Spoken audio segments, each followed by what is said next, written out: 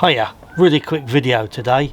A little while ago I had to take the rear wheel off my Sport Glide, so I looked around on YouTube to pick up some hints and tips on the best way to do it, and couldn't find hardly anything at all on a modern Sport Glide. This is a 2021 bike. I found loads of videos on older bikes, but on Sport Glides very little. So I I fumbled my way through it, and I thought what I do today is just talk you through what I did and how I did it, hoping that it's of some use to you guys. Clearly I'm not going to take the wheel off today. That you're not going to see that on this video.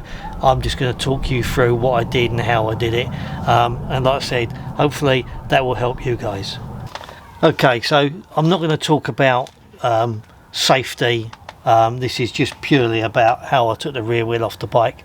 I'm expecting you guys to adhere to really good health and safety when you start to work on your bike. How you jack it up, how you secure the bike, all that is, from my point of view, is a given. So I'm not going to talk you through what you should or shouldn't do.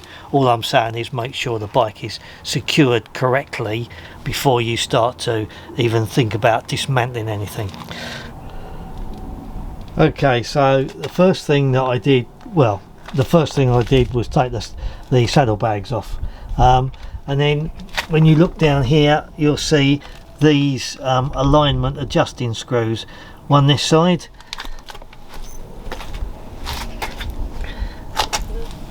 and one this side. So first thing I did was measure from the center of the axle to this flat surface here. Okay, so there's a flat surface there and the center of the axle. I measured that distance.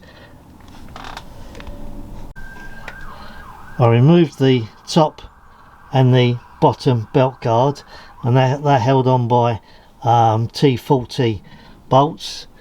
There's one there, and then on the lower one there's one there and one in there. So I removed that, then I went round the other side of the bike and I removed my slip-on. Now I'm going to try and get a shot underneath. So I loosened that bolt off there, which allowed me to take that little heat shield off. The muffler has got two bolts in there, two 5/16 Allen keys, and undo that nut there, and that's 5/16, and then the muffler just pulls off. Once the muffler or slip-on is out of the way, you then got to take this little circlip or C-clip off. That just put a screwdriver in there and twist, and that pops off. Once that little C-clip is off, you can then loosen the axle bolt, and that's a 36mm nut. So once this nut is loosened, you can then wind the adjuster bolt on this side and the other side, wind them right back, and that allows you then to move the wheel forward. Once the wheel has been pushed forward, you'll then be able to get the this belt, be able to slip that off. You take the bolt, the nut off completely, and slide the axle out in that direction. Now as you slide the axle out, you just need to make sure that you capture the wheel speed sensor and the washer, the wheel speed sensor and a little spacer, and on this side you've got the washer. So as you slide that out, all those will drop down, so just slide it out slowly, then you catch the washer. The caliper bracket is also on there, and you can see that here. This is the caliper bracket, so that's got to be, there's the washers in there, then the caliper bracket, then the wheel speed sensor. So as this slides out, just make sure you catch them. This has got a cable on it, so you need to lower that gently down, and then you pull the axle all the way out, and you've got a big spacer in here. Now what I did, just prior to doing that, I put some blocks of wood under the tyre, so that as I pulled the axle out, the tyre didn't drop. It was already sitting on some blocks of wood. Once the axle is out and the speed sensor and the caliper are supported that side, you'll be able, and obviously you've already taken the belt off the sprocket, you'll then be able to remove the blocks of wood from under the wheel nice and gently, and the wheel will then come out quite easily on this side. So putting the rear wheel back is literally a reverse order. What I found useful is that I made sure my blocks of wood were underneath, and the wheel slides in and rolled it onto the blocks of wood, so that it was the right height to slide the axle through. But what you need to do, and it took me a little bit of fiddling about, the caliper is obviously loose because the bracket is held on by the axle.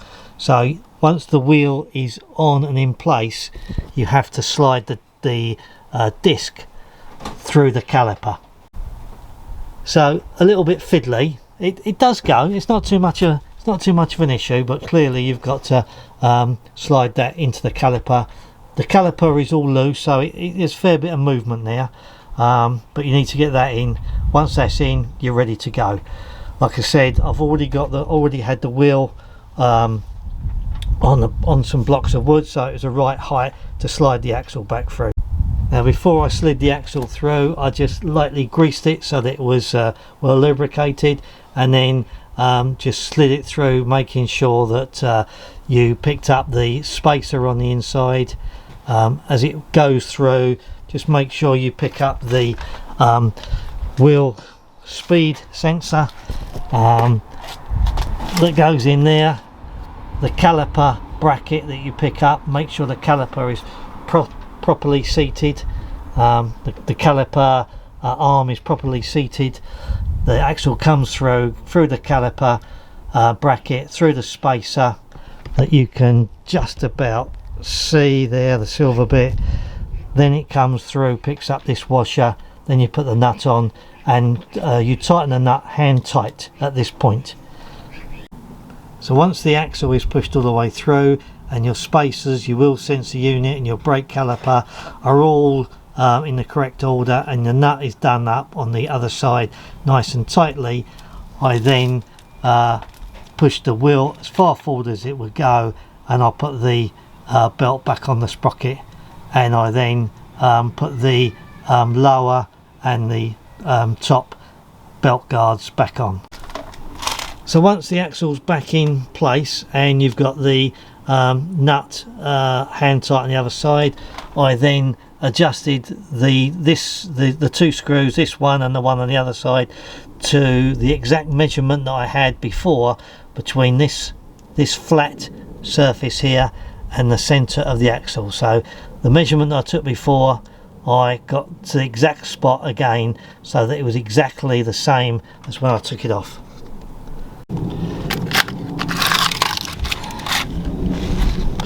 Once you've got this measurement back to the way you wanted it, you then go down here, and on the bottom of the guard you've got some measurements there where you test the tension of your belt. Now that's where you have to buy this tool. This is a belt tensioner gauge. I got it off eBay. It was about £10, I think, something like that. And what you do is, the belt that goes there like that, obviously it's in the packet at the moment, but that goes underneath the belt, and you set set that little rubber thing there up on the 10-pound mark that's on the tool, and then you put the tool under the belt and push it up until the little rubber bit around the belt hits the top. Once you've pushed it up there, that's 10 pounds of pressure, and then that should move, the belt should move between 5/16 and 3/8. That's the amount of tension you need, 5/16 to 3/8. So once you've got the tension right and you've got your adjustment back where you started, what I then did to make sure it was absolutely right is I came round here and looked at my belt on the flywheel. Now on my one, it doesn't matter whether the belt is in the same position as mine or that side or in the middle, as long as when you spin the wheel it stays exactly where it is. You don't want this climbing up this wall, because if it does, or that wall, if it does, then your belt will get damaged and maybe even come off. So just make sure the wooden blocks are all out by now, and you just spin the wheel round to make sure that stays exactly in the right position, exactly in the same position. You don't want that moving at all. That belt shouldn't go one way or the other. Wherever you've got it adjusted, it should stay exactly where it is and not move at all. So once you've done that, and you've spun the belt for quite a few rotations. I sat here and spun it for ages just to make double sure, and then when I went out afterwards for a ride, every 200 or 300 yards I stopped and made sure the belt didn't move as well, but I'm sure you don't need to do that. But anyway, once that's all done, so the alignment is done, the belt tension is done, you then come around this side and tighten that nut up. Now that nut there goes to 95 to 105 foot-pound force, or 129 to 142 newton meters. So that needs to be tightened up. You then can get to replacing your muffler or your slip-on, whatever you want to call it. And don't forget, very, very important, this C-clip must go back on. Put that on, mustn't forget that. So put the C-clip back on. Once that's on, then you can put your muffler back on exactly the same way as you took it off. I then run the bike up to make sure that I had no exhaust leaks. Okay, so we're back inside. It started to rain, just managed to get the bike in time. So a couple of things. So this little tool here, if I take it out of the wrapping,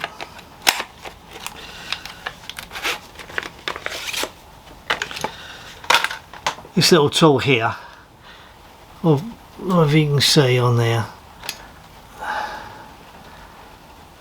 get it focused. I don't know whether you can see that, but there's a mark there that's a 10-pound mark. So you just roll that little sleeve up to there, and then when you put that on the belt, and then you just push that up until it reaches 10 pound. That's all you need to do.